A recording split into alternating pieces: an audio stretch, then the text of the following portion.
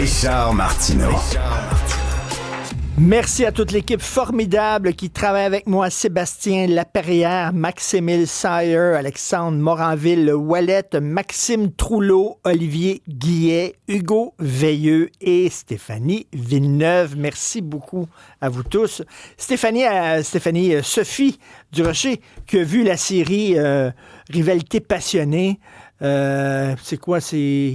Heated Rivalry. Heated Rivalry. Donc, les deux joueurs de hockey gays qui jouent dans des équipes qui s'opposent, mais qui finissent dans le lit, les deux, puis tu n'as pas trippé plus qu'il faut, Sophie.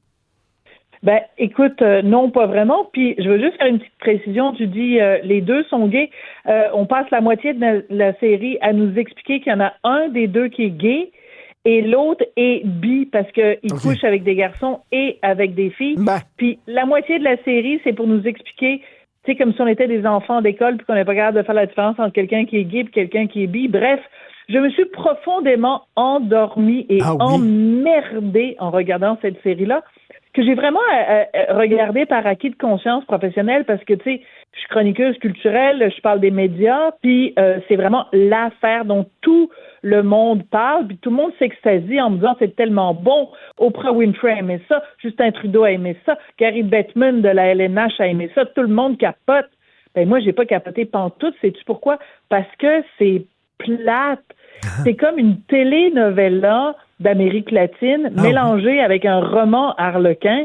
La seule raison pour laquelle on parle de cette série-là, c'est que ça se passe dans le milieu gay, mais d'un point de vue de télé, d'un point de vue de raconter une histoire avec des personnages intéressants, avec une profondeur psychologique, avec des dialogues ciselés. T'as pas ça pantoute.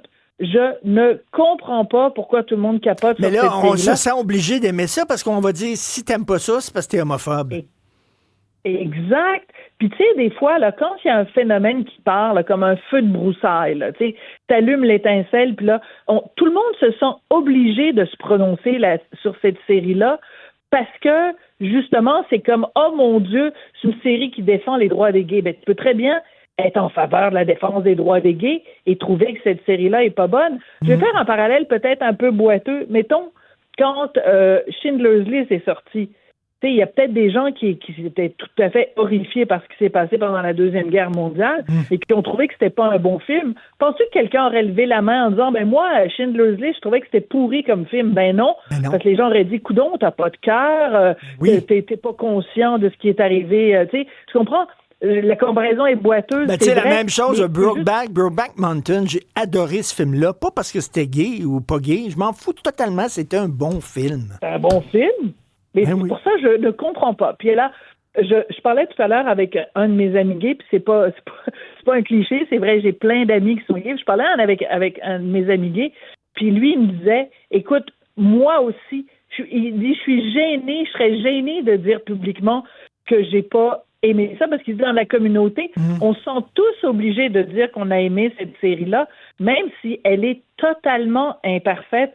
J'écoutais même Alex Perron, petite nouvelle entre vous et moi, Alex Perron est gay, au cas où vous ne le sauriez pas. Il était à l'émission C'est juste de la TV et il parlait de la série, puis il disait, oui, la série est imparfaite, mais elle est importante parce que, tu sais, ça démystifie, puis ça... Mais non, mais pourquoi? T'es critique de télé dans une émission de critique de télé. Dis-le que tu trouves qu'elle est imparfaite, cette série-là. Pourquoi les gens sont gênés de dire qu'elle n'est pas bonne? Et les scènes de cul? Ben, les scènes de cul, c'est sans cesse. Alors, ça se déroule sur 6 épisodes, puis on veut nous montrer que dans cette relation-là, au début, c'est juste du cul, du sexe, puis à un moment donné, à leur insu, ils tombent amoureux. Eux, tous les deux, pensent, bon, on se rencontre pour baiser, mais finalement, on n'est pas amoureux l'un de l'autre, puis au fil des épisodes, l'amour naît.